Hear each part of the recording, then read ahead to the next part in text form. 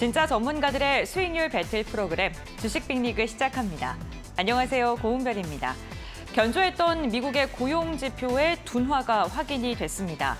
7월 구인 이직 보고서를 발표한 결과 민간 기업의 구인 건수가 시장의 예상치를 크게 밑돈 것으로 나타났는데요.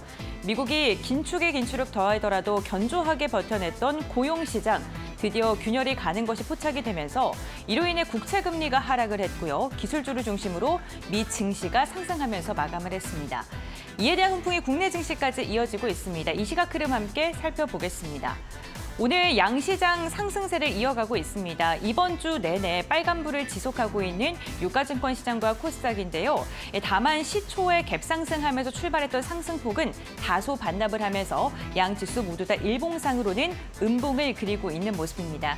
그래도 유가증권 시장 0.5% 오르면서 2,564선, 그리고 코스닥 같은 경우에는 920선 이후에서 움직임 지속적으로 가져가고 있습니다.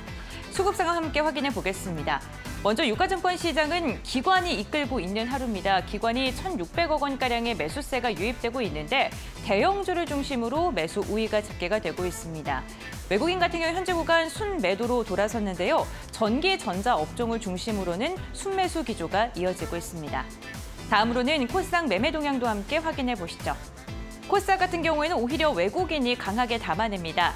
오늘까지도 5거래일 연속 외국인의 매수세가 유입이 되고 있고요. 기관 같은 경우에는 200억 원가량의 물량을 순매수하고 있는데 이번 주 내내 매수가 잡히고 있습니다. 개인만 오늘 1,600억 원가량의 물량이 이탈하고 있는 상황입니다. 오늘장 특징주와 함께 확인해 보겠습니다. 오늘 반도체와 2차 전지, AI 자율주행 이 관련 테크 기업들이 강세를 보이고 있는데요. 복합적인 이슈를 가지고 상승을 했습니다. 먼저 반도체 이슈부터 함께 확인을 해보겠습니다. 삼성전자가 차세대 HBM인 HBM4를 2025년 양산할 것이라는 소식이 들려왔습니다.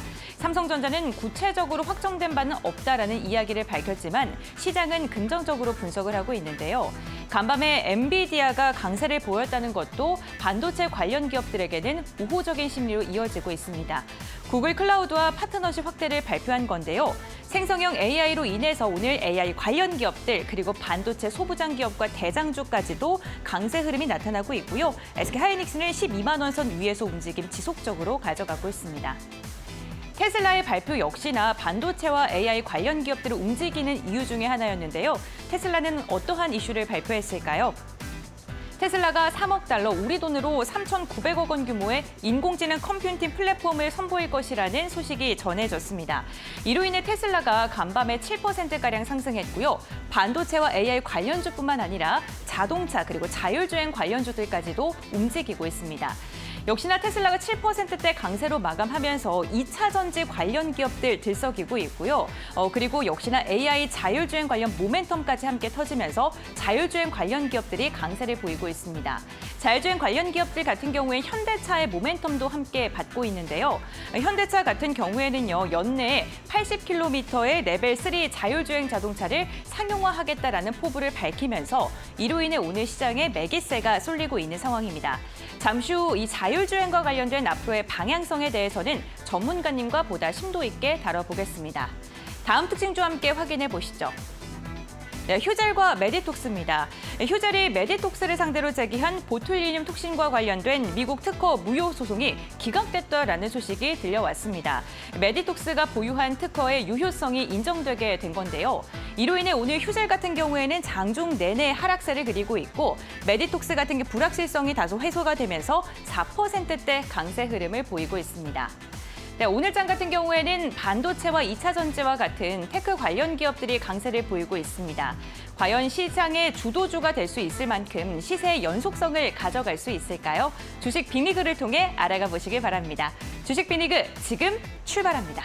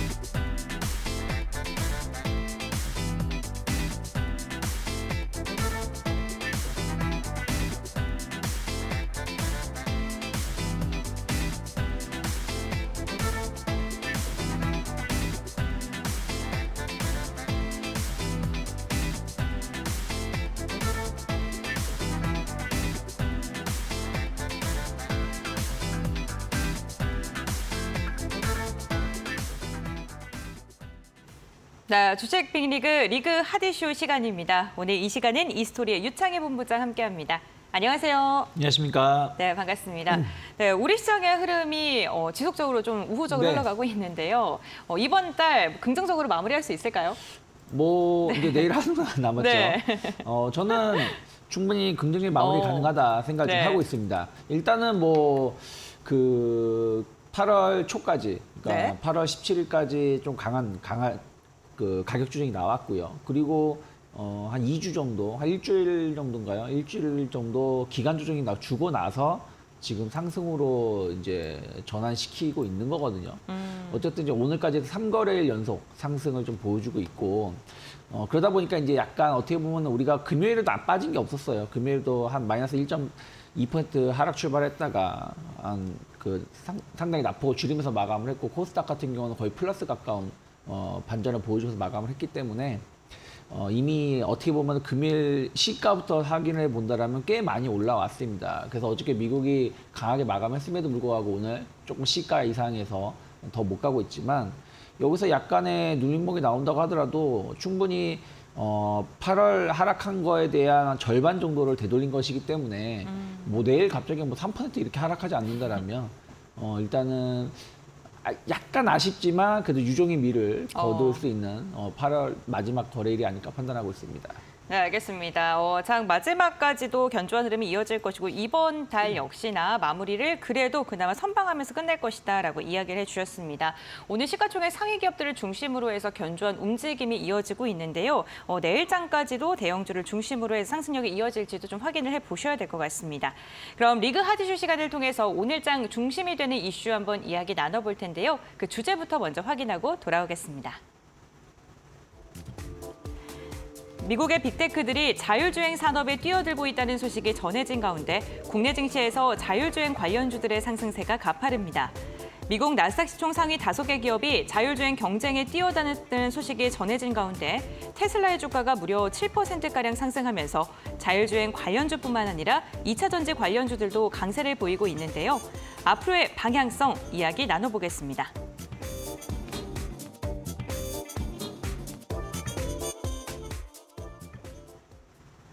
네, 오늘 자율주행과 관련된 산업에 대해 이야기를 나눠보겠습니다.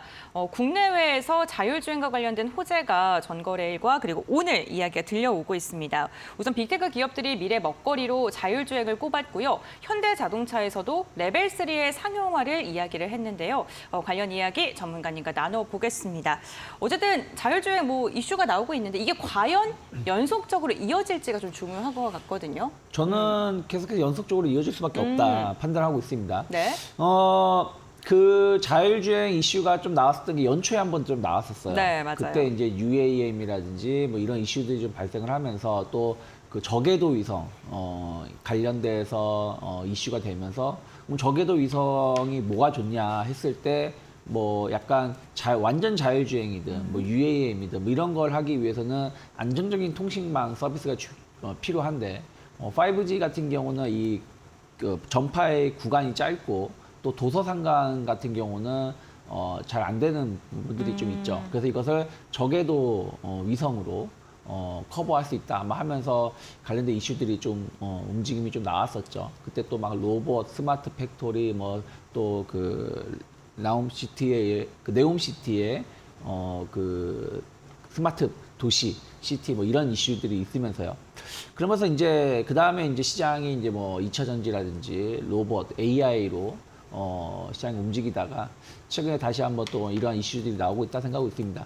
지금 뭐 미국의 주요 빅테크들, 뭐 애플, 뭐 아마존, 뭐 마이크로소프트 등이 이쪽에 투자를 계속 확대하고 있다고 하는데 그럴 수밖에 없습니다. 왜 그러냐면 지금 자율주행 관련해서 가장 죄송합니다. 높은 기술을 가지고 있는 게 테슬라입니다. 네. 테슬라가 상당히 높은 자율주행 기술력을 가지고 있는데 테슬라의 성장성을 보는 것이 테슬라가 제조업 업체냐 소프트 업체냐 구분한다면 많은 기업이 소프트 업체로 구분하고 있어요. 왜 그러냐면 이 자율주행이라든지 이런 부분들 관련해가지고 계속해서 구독 서비스를 하고 있거든요. 그래서 차량 가격이 낮아지면서 수익성은 일부 떨어질 수 있지만 앞으로 이것을 커버할 수 있는 게 이런 소프트웨어 시장이라고 좀 평가를 하고 있습니다. 근데 이제 지금 최근에 구글이죠. 구글이 이제 그 지도 관련해가지고 그 태양광, 뭐 신재생 에너지 이런 관련돼서 서비스를 유료로 판매를 한다라는 소식이 좀 있었는데 이런 자율주행이라는 이런 기능을 잘 확보하고 있다라면 이것을 공급할 수가 있다는 것이죠. 그래서 그런 부분들이 뭐 애플은 애플카 이슈들 뭐 이런 것들이 접목이 되면서 관련돼서 관심을 좀 많이 갖고 있다라고 보고 있고요. 또 우리나라 같은 경우도 현대차가 지금 발표한 내용을 보면은 지금 EV9에 자율주행 그 레벨 3급의 자율주행 서비스가 지금 탑재되어 있습니다. 그 소프트웨어가 약간의 평가는 뭐 다르긴 합니다만은 상당히 그래도 진일 보안 기능을 좀 보여주고 있다라고 하고 있는데요. 이것보다 한 단계 더 업그레이드된 소프트웨어를 하반기 연말에 출시하겠다라는 것이죠. 그러면 이제 아마 연말에는 전기차 쪽이 아니라 일반 내연기관 차량 쪽에 대해서 탑재될 가능성이 높지 않을까. GV 그 제네시스 브랜드 모델이 하반기 신제품 출시에 대한 기대감이 있는데 거기에 탑재될 가능성이 좀 높지 않을까 좀 판단을 좀 하고 있습니다. 그런 부분들도 투자 심리를 상당히 좀 개선시킬 수 있다 생각을 좀 하고 있고요. 삼성전자는 이미 차량용 반도체 쪽에 투자를 확대하겠다고 했어요. 특히 차량용 반도체 쪽에 늘어나는 것 중에 하나가 뭐 여러 가지 기능들이 많이 들어가는 것도 있겠지만 가장 중요한 거는 자율주행 서비스, 그러니까 이게 뭐 레벨이 높든 낮든 관련된 기능이 들어가기 때문에 상당히 좋은 제품이 들어가야 되는데 이런 부분들 관련해서도 2025년부터 제품을 공급하기로 했고 또 삼성전자가 테슬라 관련해서도 제품을 공급하기로 했죠. 그래서 그런 부분들이 투자가는 계속해서 이루어질 수밖에 없다 생각하고 있고 그러면 뭐 AI라든지 로봇 뭐 이런 부분들이 반도체 수요를 증가시킬 수 있지만 또 차량용 반도체 시장도 계속해서 성장 가능성에 대한 어떤 기대감들 관련 기업들이 또 관심을 가질 수 있는 위치가 아닐까 판단하고 있습니다.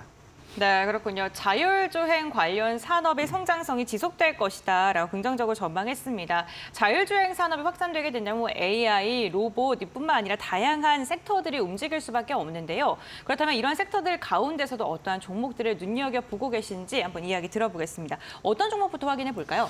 네, 일단은 현대오토에버가 가장 큰 뭐 역할을 해줄 수밖에 없다 판단을 좀 하고 있습니다. 네. 뭐 현대오토에버는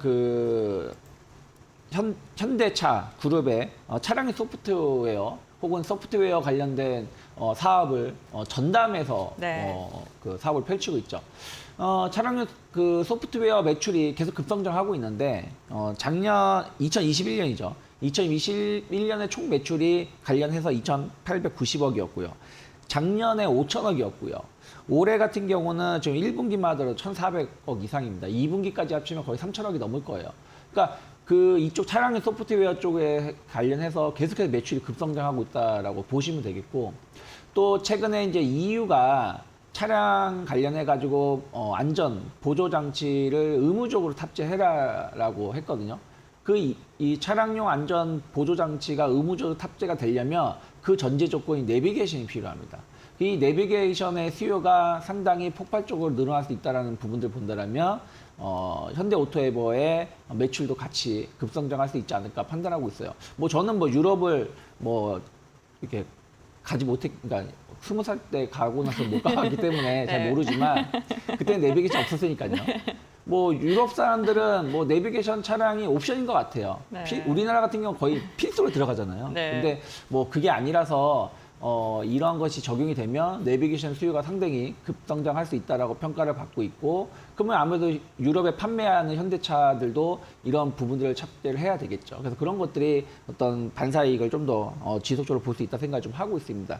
그래서 거기다가 이제 자율주행 서비스가 들어간다라면 아마 현대오토에버가 이것을 전담해서 관련된 사업을 키워 나갈 수밖에 없다 판단하고 있습니다. 그러니까 부품은 다른 데서 가져와서 차량에 탑재하겠지만 이걸 통합 컨트롤하는 것은 현대 오토에버의 제품을 쓸 수밖에 없다라는 것이죠. 그러니까 그런 측면에서 보신다면 이미 지난 7월부터 주가는 상당히 강세를 띠고 있고요. 오늘도 12% 정도 상승을 하면서 급등하고 있는데 어떻게 보면 많이 오른 것 같습니다. 하지만 이게 월봉으로 보신다면 지난 2021년부터 보시면 뭐 상단이 14만 원, 하단이 한 10만 원대 박스권을 그리다가 지난 7월 달부터 6월, 7월부터 이 자리가 돌파되는 거 있기 때문에 저는 뭐 충분히 추가적인 상승, 이거는 상승의 시작점이다라고 볼 수 있지 않을까 판단하고 있습니다.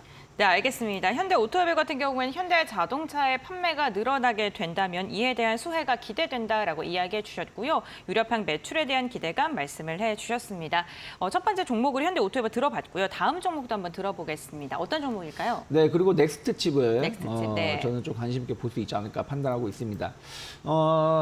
그 넥스트 칩은 한국 팹리스 1세대 기업으로서 상당히 높은 기술을 보유하고 있고요. 차세대 이미지 신호 프로세서 관련해서 매출이 좀 급성장할 수 있다 생각을 좀 하고 있습니다. 지금 이 회사 대표도 지금 이쪽 관련해 가지고 상당한 자신감을 좀 갖고 있는데 우리가 이제 자율주행을 보시면 그 예전의 차량들 한 2010년 그때 출시된 차량들 보시면 2020년 전이라고 말씀드릴 수 있겠죠. 자율주행이란 기능이 거의 없었어요. 그나마 있었다라면 고속도로에서 속도를 일정한 속도로 이렇게 정속 주행할 수 있는 기능, 그러면서 약간 피로감을 좀 줄여줄 수 있는 그런 기능 정도가 있었고, 그 다음으로 넘어온 제품들이 뭐냐면 차선 유지. 약간 반자율주행이긴 한데 상당히 자율주행에서 좀 낮은 단계이긴 합니다만 이것도 자율주행 포함되는 게 차선을 유지해주고 또 앞차 간의 간격을 유지해주고 또 속도 일정 기간의 속도를 유지해주면서 이러한 기능을 보여준다는 것이죠. 이것도 상당히 고속도로 주행했을 때는 편하게 유용하게 사용할 수 있고, 그 다음이 이제 레벨 3 정도라고 보시면 될 것 같아요. 레벨 3 같은 경우는 이제 뭐 차량 간격이라든지 속도라든지 또 뭐 어떤 그 급커브 구간 이런 부분들도 자유자재, 또 시내에서도 일정 부분에 자율주행이 가능한 서비스라 좀 보시면 될 것 같아요. 그래서 이런 부분들을 관련해서 이 넥스트 칩이 요 레벨 3 정도, 레벨 3하고 요 전 세대의 그 자율주행 관련해서 상당히 강한 기술력을 갖고 있는 걸로 알고 있어요. 그리고 관련된 투자도 많이 하고 있고요. 그리고 이제 자율주행 시장이 가장 큰 시장이 중국 시장입니다. 중국이 전기차로 하면서 자율주행 서비스가 상당히 기술이 고도화되어 있습니다. 우리가 알게 모르게 이쪽 시장은 중국이 상당히 높은 기술력을 가지고 있는 걸로 알고 있기 때문에 그러한 부분들 본다라면 자율주행 수요가 급증한다라면 완전 자율주행으로 가기에는 지금은 시간이 좀 필요하다 보고 있기 때문에 레벨 3 정도의 자율주행급으로의 시장이 급성장한다라면 넥스트 칩의 매출도 안정적으로 성장할 수 있지 않을까 판단을 좀 하고 있고요. 주가도 이제 지난 6월 달에 한번 상승을 하고 나서 약간 조정을 주고 있지만 다시 한번 이번 8월 들어서 좀 반등세를 좀 보여주고 있지 않나 판단하고 있습니다. 네, 알겠습니다. 두 번째로는 넥스트칩 언급을 해주셨습니다. 오늘 거래량 강하게 동반되면서 두 자릿대 강세 흐름을 보여주고 있는 기업인데요. 자율주행과 관련된 기술력을 바탕으로 해서 실적 또한 기대된다라고 이야기해 주셨습니다. 마지막으로 한 종목만 더 들어보겠습니다. 네, 이번 어떤 종목인가요? 그리고 이제 하이비전 시스템인데요. 네. 자율주행에 들어가는 것 중에 하나가 이제 카메라입니다. 네. 카메라하고 이제 레이더, 네. 센서가 들어가고요. 그 다음에 이제 우리나라 같은 경우는 내비게이션을 활용해가지고 미리 지형을 인식을 해가지고 자율주행 서비스를 제공하는 걸로 제가 알고 있고, 그 벤츠라든지 BMW 그리고 테슬라 같은 경우는 내비게이션을 활용하는 게 아니라 이 카메라라든지 레이더 센서를 활용해가지고 그 주변에 지형이라든지 물체를 확인해서 속도 조절이라든지 네. 차량 간격이라든지 이런 것을 조정하는 걸로 알고 있는데 그렇다면 아무래도 카메라 수요가 늘어날 수밖에 없겠죠. 카메라가 상당히 많이 들어갈 것이고, 국내 1위 카메라 모듈 센서 검사 장비 업체입니다. 지속적으로 스마트폰이 고도화되고 있고요. 그리고 스펙이 계속 변화가 되고 있는 부분들 관련해서 안정적인 성장을 기대하고 있습니다. 최근에 보시면 이제 9월 22일이죠. 9월 후반에 애플이 신제품을 공개를 하는데 그와 관련해서도 상당히 좀 기대감을 가져갈 수 있다 생각을 좀 하고 있고요. 이 회사가 또 보유하고 있는 회사 퓨런티어라는 회사가 있는데 네. 퓨런티어가 이제 차량용 카메라 검사 장비를 공급하는 기업입니다. 뭐 그런 부분들이 계속 협업이라든지 그런 거에 대한 안정적인 어떤 성장세를 같이 이어갈 수 있다라고 생각하고 있고요. 최근에 또 2차 전지라든지 이런 부분들 관련해서 다양하게 매출처가 좀 다변화되고 있다는 부분들 성장 모멘텀으로 가져갈 수 있다 생각을 좀 하고 있습니다. 2분기에 흑자 전환에 성공을 했고요. 3분기도 상당히 높은 매출을 좀 기대하고 있기 때문에 그런 측면에서 보신다라면 카메라 관련된 기업들, 뭐 오늘도 관련된 기업들이 몇몇 기업들이 상당히 강한 흐름을 보여주고 있지만 하이비전 시스템은 스마트폰에 대한 어떤 애플 네. 후기작에 대한 어떤 기대감들 또 자율주행 시장 성장에 대한 어떤 기대감들 감안한다라면 하이비전 시스템도 상당히 좀 주목해 볼 수 있는 기업이 아닐까 판단하고 있습니다. 네, 알겠습니다. 세 번째로는 하이비전 시스템 언급을 해주셨습니다. 카메라 모듈 관련 기업이고요. 아이폰 15 신작 출시에 대한 기대감에 자율주행까지 오늘 모멘텀이 얹으면서 강세 흐름이 나타나고 있는 기업이기도 합니다. 오늘 다양한 종목 이야기 함께 나누고 있는데요. 투자 판단의 참고 자료입니다. 투자에 대한 선택은 시청자에게 있다는 점, 신중한 투자 당부의 말씀 드린다는 점 안내해 드리겠습니다. 오늘 도움 말씀 주신 이스토리 유창희 본부장관은 여기서 마무리하겠습니다. 오늘 말씀 감사드립니다. 고맙습니다.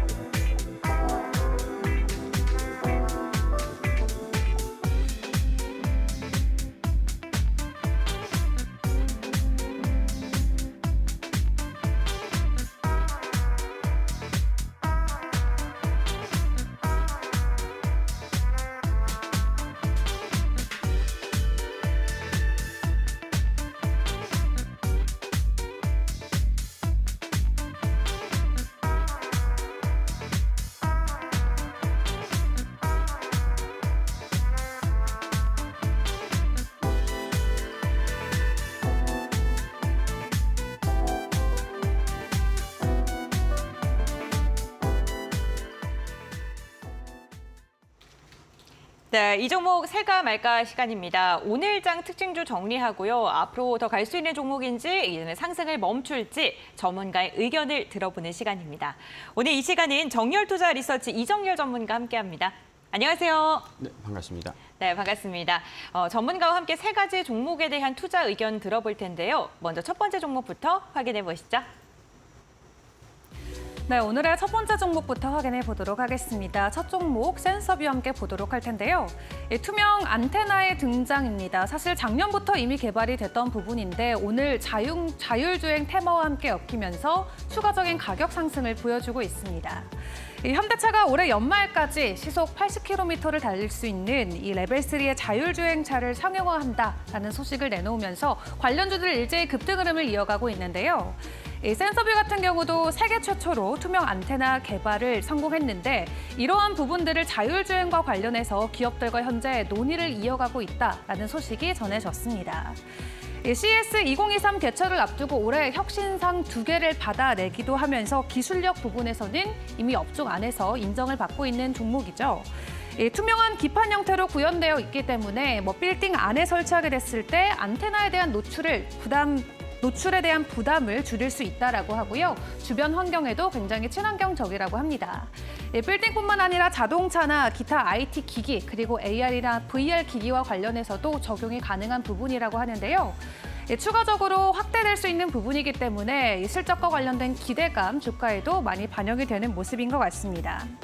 또 최근에는 이 한국항공우주산업과 관련해서 시험 그리고 측정용 케이블 조립체를 공급한다라는 소식도 전해졌는데요. 국내 기업 최초로 시험용 케이블을 공급한다라고 하고요. 이 방위산업 쪽에서는 보통 해외 경쟁사들이 많이 있는 편인데 이 국산 기술로 다시 한번 공급을 따내면서 센서뷰와 관련된 기술력이 다시 한번 돋보이는 구간에 들어선 것 같습니다. 네, 그럼 앞으로의 전망은 어떠할지, 매매 포인트는 어떠할지 전문가님과 함께 확인해 보시죠.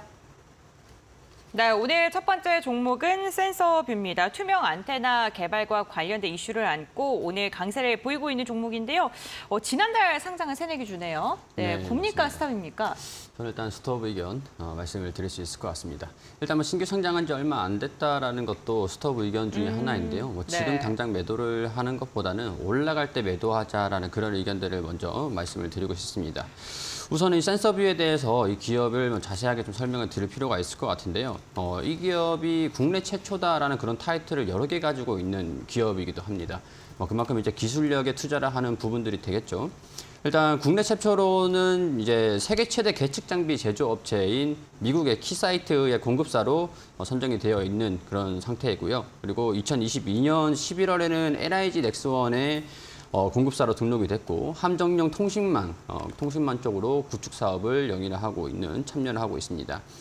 그리고 2020년도에는 퀄컴의 스몰셀 장비, 그러니까 5G 초소형 전송 선로라고 할 수 있는데 이런 것들을 납품을 하는 솔벤더로 등록을 마친 다음에 금일 같은 경우는 한국항공우주산업 쪽에다가 시험 측정용 케이블 조립체를 공급한다고 이제 소식이 또 나오기도 했습니다.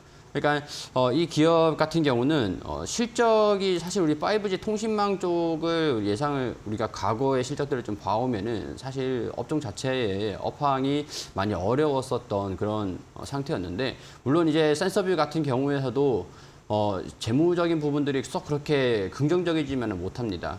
거기다 최근에 상장되었던 부분들까지 있었기 때문에 신규 상장주로서 공모가 대비 몇 배 정도 되는 그런 공모가를 지정을 받고 상장을 하게 되면서 그만큼 어느 정도 주가에 반영된 부분들은 이미 있을 겁니다. 그렇기 때문에 이런 부분들을 차트로 간단하게 좀 설명을 드리면은 공모한 당시에는 이제 주가가 13,000원까지 올라갔습니다. 근데 이 자산 대비해서 우리 BPR을 좀 본다라고 하면 한 10배, 6배 이상의 주가, 지금 이제 4,000원 부근에서도 6배 이상 PBR을 형성을 하고 있는 상태거든요.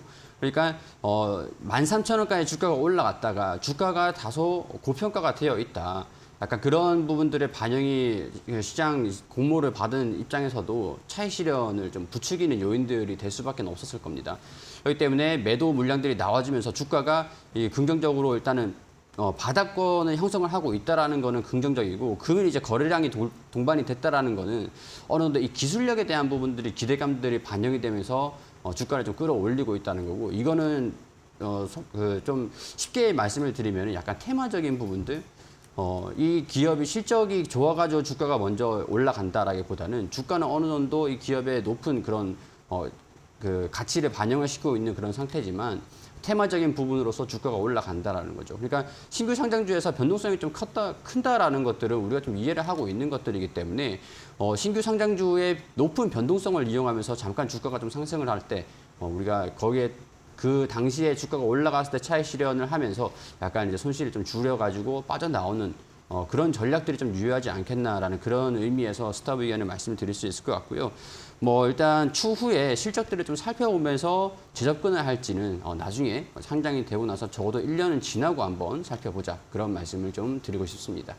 네, 센서뷰 같은 경우에는 기술력은 갖추고 있지만 미리 적자를 지금 지속하고 있다라는 이야기를 해주셨습니다. 다만 신규 상장주이기 때문에 변동성이 나올 수 있고 이 변동성이 나올 때 탈출의 기회를 삼는 것은 괜찮다라고 이야기해 주셨고요. 스탑 의견 제시해 주셨습니다. 네, 첫 번째 종목 이렇게 마무리하도록 하고요. 이어서 두 번째 종목 확인해 보시죠. 네, 이어서 두 번째 종목입니다. 오늘의 두 번째 종목은 RF쌤이 함께 보도록 할 텐데요. LFP와 관련된 새로운 모멘텀이 부각되면서 오늘 장중에서도 강한 상승을 보여주고 있습니다. 이 LFP 배터리 사업 진출 계획을 밝혔습니다. 연간 1억 8천만 개 이상의 LFP 배터리셀을 생산할 수 있는 능력을 이미 갖춘 업자라고 하는데요. 국내 기업뿐만 아니라 동남아나 유럽 기업들까지도 현재 손을 뻗쳐나가면서 글로벌 공급자로서의 자리도 함께 노려보고 있는 상황인 것 같습니다. 글로벌 산업용 LFP 배터리 시장 규모는 지난해 기준으로 27조 원에 달합니다. 국내 시장만 놓고 보더라도 3천억 원의 시장으로 확인되고 있는데요. 미니 트럭이나 앞으로 전기 스쿠터 그리고 캠핑용 배터리와 같은 제품을 노려본다라는 방식으로 시장을 공략할 것이라는 이 방안을 함께 보여주기도 했습니다. 뿐만 아니라 LED 사업부도 앞으로 물적 분할을 할 예정이라고 하는데요. 지금까지 LED 사업부 쪽에서 지속적인 적자가 나오고 있는 상황이었죠. 해당 사업부를 따로 떼어놓고 이제 흑자 전환을 시키는 것을 목표로 다시 한번 이 물적 분할을 통해 재무구조 개선까지도 노려볼 수 있을 것 같은데요. 일단 LFP 배터리 시장에 본격적으로 뛰어들면서 장기 성장 동력의 발판을 마련을 했고 또 다시 한번 재무구조 개선까지 함께 꾀하고 있는 계획을 발표하면서 오늘 장중에 상한가를 터치하기도 했습니다.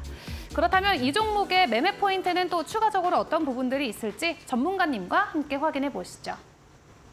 네, 두 번째 기업은 RF셈입니다. 오늘 LFP 배터리 모멘텀과 함께 강력하게 시세를 분출한 기업이기도 합니다. 지금 딱 60일과 120일선에 안착해 있거든요. 앞으로 더 시세를 분출할 수 있을지 아니면 맞고 떨어질지 좀 궁금해하실 것 같는데 곱니까 스탑입니까? 저는 그 의견 말씀을 드리고 싶습니다. 일단은 뭐 기술적으로는 지금 아까 말씀드렸다시피 네. 돌파를 해줄 필요는 반드시 네. 있겠죠. 일단은 이 기업에 대해서 매출 구조라든가 최근 이슈에 대한 설명을 좀 드릴 필요는 있을 것 같은데요. 매출 비중을 봤을 때는 소형 전자기기에 주로 사용되는 ECM 반도체가 한 52% 정도 비중을 차지를 하고 있는 상태고 전자제품 ESD 보호용 소자입니다. TVS 반도체가 한 17%가량을 차지를 하고 있고 이외에 물적 분할 소식에 들려졌던 LED 조명 매출이 한 30% 정도를 차지를 하고 있습니다.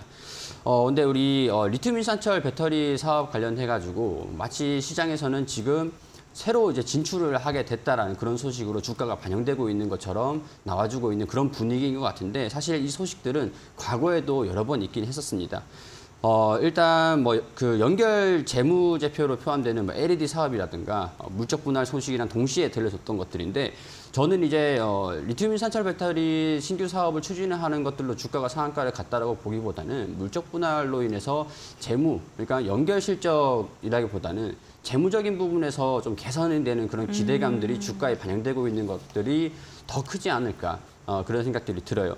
일단 이 RF세미의 적자 중에서 한 60%를 차지를 하는 게 LED 사업부이기도 합니다.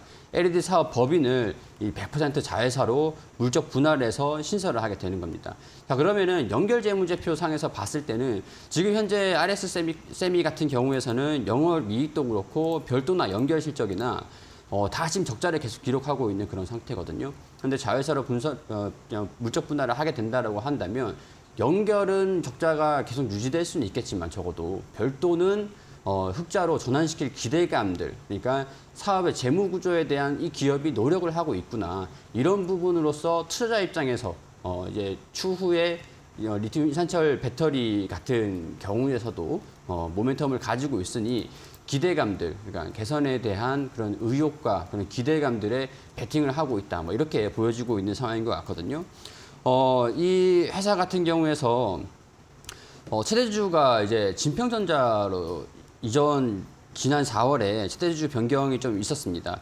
그때 당시에 이차전지 산업을 추진을 한다라는 소식들이 들려주기 시작하면서 이 진평전자 같은 경우는 중국 내 산지 진평에 LFP 배터리 제조 공장을 좀 보유하고 있는 상태이긴 하거든요. 그 뒤에 뭐 산실한, 완진, 평신에너지 유황공사라든가 원통형 리튬 인산염 배터리를 뭐 최소 5천만 셀, 뭐 최대 2억 셀을 공급하는 내용의 뭐 10년 동안 금액으로 치면 한 3조에서 6조 가량 그 정도 셀을 공급받아 가지고 진평전자는 중국 내수에 집중을 하고 RF세미 같은 경우에서는 뭐 글로벌 세계 판로를 받는 뭐 그런 계약을 체결을 하기도 했습니다. 그 이후에는 한 4월에 그런 소식들이 나와주고 한 7월쯤에는 배터리 공급을 위한 뭐 MOU를 체결을 하기도 했는데 이 메이드 인 코리아죠. 그러니까 뭐 인플레이션 감축법의 영향인 것 같다라고 보이는데 메이드 인 코리아 제품을 양산해가지고 국내에서 배터리 패키징 공장 신설 계획도 좀 발표를 하기도 했습니다. 이런 이제 내용들이 빠르면 지난 7월부터 좀 실적으로 반영될 수 있을까라는 기대감들로 최근에 주가가 뭐 이전에는 한 2,500원, 5,000원 정도 수준을 유지를 하던 주가가 29,400원까지 이런 부분 배터리에 대한 사업 기대감들이 반영이 되면서 7월 달에는 실적이 개선이 반영이 되지 시작하지 않을까 이런 기대감들이 있었는데 지금 이제 실적을 분기로 보면은 뭐 이게 적자가 좀 유지가 되고 있었던 그런 상태에서 주가 조정 흐름들이 계속 살짝 나와주기도 했었죠. 그런 상태에서 이제 모멘텀을 이 타이밍 지금 이제 거래량이 좀 동반이 됐던 게 타이밍이 굉장히 좀 좋았었던 것 같습니다. 위치로 봤을 때도 저점이나 고점이나 이 절반 부근에 위치해 있었던 그 주가 기술적인 부분들도 있었고 61선이랑 121선을 하회하긴 했지만 여기에 딱 종가를 마감시키면서 상한가로 마감을 했어요. 그러니까 약간 이게 이런 말씀을 드려도 될지 모르겠지만 살짝 의도가 있는 그런 움직임이지 않을까. 오늘 이 위치에서 이런 움직임들을 보여주는 게 의도가 있지 않을까. 그런 생각이 좀 들어서 저는 이 구간을 좀 돌파를 하지 않을까 그런 생각들이 좀 들기 때문에 적어도 조정을 받는다라고 하더라도 12,500원에서 이 11,000원 부분들까지 조정을 염두를 해두고 이탈한다면은 뭐 리스크를 제한시킬 수는 있겠죠. 근데 조정을 받고 난 다음에 재차 돌파하는 시도까지는 나와줄 거라고 생각을 해서 조금 여유롭게 대응을 해도 괜찮을 것 같다라는 의견을 말씀드리고 싶고 현재 이 부분 돌파를 해서 계속 상승을 하면은 목표 구간은 한 22,500원 부분까지도 잡을 수 있지 않을까 그런 의견들을 말씀을 드리고 싶기 때문에 그 의견 말씀을 드리겠습니다. 네, 알겠습니다. RF 세미에 대해서는 그 의견 제시해 주겠습니다. 이번 분할로 인해서 별도 재무 개선에 대한 기대가 있다라고 이야기해 주시면서 12,500원이나 11,000원을 이탈하지 않는다면 지속적으로 보유하는 것도 괜찮다. 가격 전략까지 제시해 주셨으니까요. 참고해 보시면 좋을 것 같습니다. 두 번째 종목 여기서 정리하도록 하고요. 마지막 종목 들어보겠습니다. 네, 오늘의 세 번째 종목입니다. 메타 바이오메드 확인을 해보도록 하겠습니다. 최대 실적 랠리의 서막이다라는 평가가 잇따르고 있는데요. 메타 바이오메드는 현재 국내 최대 치과용 의료 소재 그리고 봉합 원사 제조 기업으로 확인되고 있습니다. 봉합 원사는 녹는 실을 의미하는데요. 주력 제품으로 꼽히고 있는데 주로 에스테틱용 리프팅 실 혹은 수술용 의료기기에 사용되고 있다고 합니다. 이 메타 바이오메드는 올해 1분기부터 봉합사 매출 확대에 따른 분기 실적 상승 그리고 영업 레버리지 효과를 보여주고 있죠. 또 생산시설 증설로 인해서 매출 성장이 지속될 것으로 전망되고 있고요. 이 해외 매출 성장세에 힘입어서 올해 말 그대로 최대 실적 기록이 전망되고 있는 상황입니다. 글로벌 수요 대응을 위해서 작년 6월에 추가적으로 신규 공장 준공을 완료했습니다. 덕분에 봉합사 생산 능력이 작년보다 올해 30% 추가적으로 늘어난 것으로 확인되고 있고요. 이 분기 영업이익이 이제는 30억 원 수준까지 충분히 가능해졌다고 합니다. 또 작년부터 진행되어 온 증설 효과는 올해 3분기부터 본격적으로 실적에 반영될 것이다라는 전망도 함께 나오고 있는 상황이죠. 또 이 메타 바이오메드 같은 경우는 실적의 85%가 수출 비중이라고 합니다.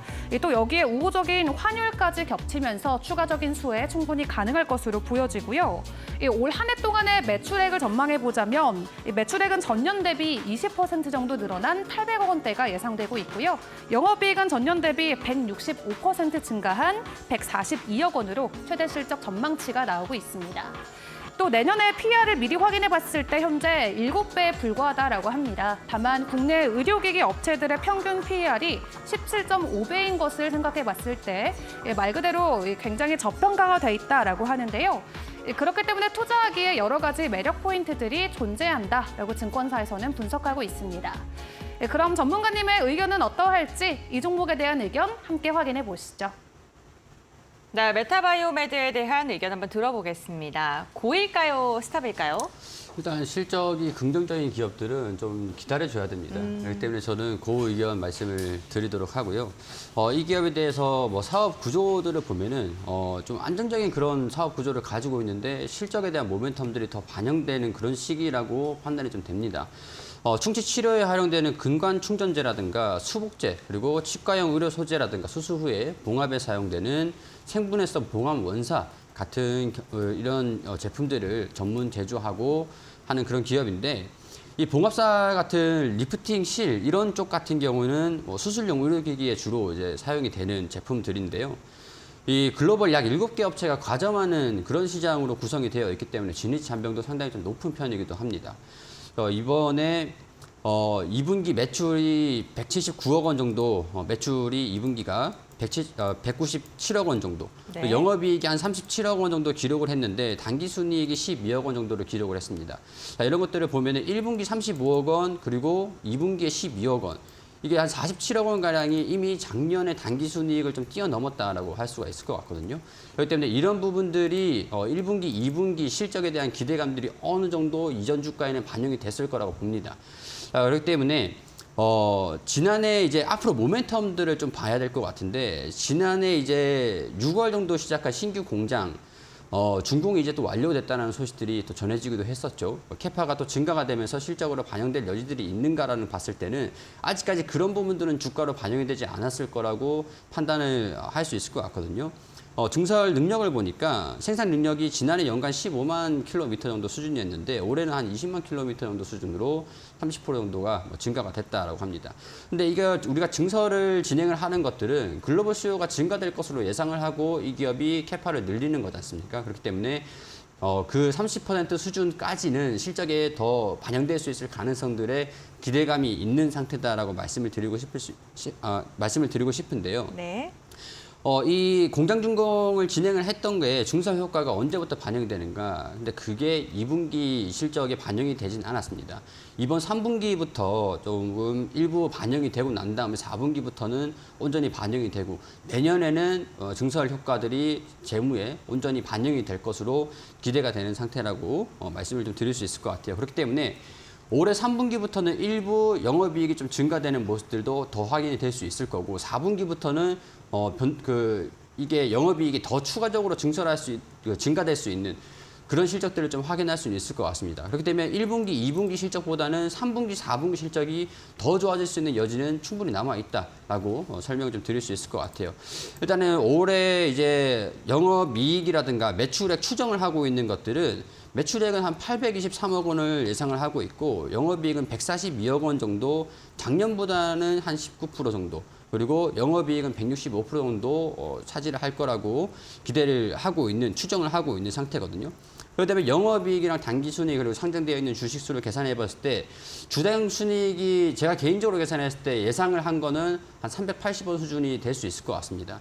이 380원 수준이라는 거는 지금 이제 이 5,000원 부근까지 주가가 좀 살짝 밀집해 있는데 내년도 영업이익을 봤을 때 지금 현재는 41배 정도 수준이지만 5,000원 수준이면은 불과 13배 수준밖에 되지 않는 그런 이제 가치를 주가 형성을 하고 있는 거라고 할 수 있을 것 같거든요.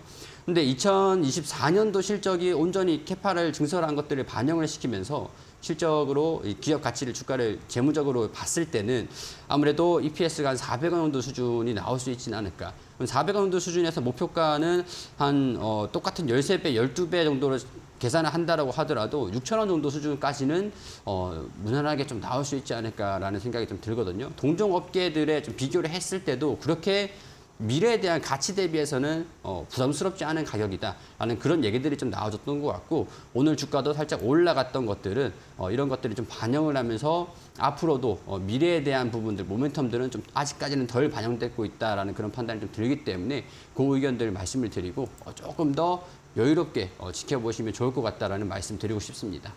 네, 메타 바이오메드 동종 업계 대비 현저하게 저평가되어 있다라고 이야기해 줬는데요. 8월 중순에 들어서 외국인도 지속적으로 매수를 하고 있다는 점도 체크해 보시면 좋을 것 같습니다. 네, 이렇게 세 가지 종목에 대한 투자 의견 들어봤습니다. 다시 한번 투자 포인트 정리하고 돌아오겠습니다.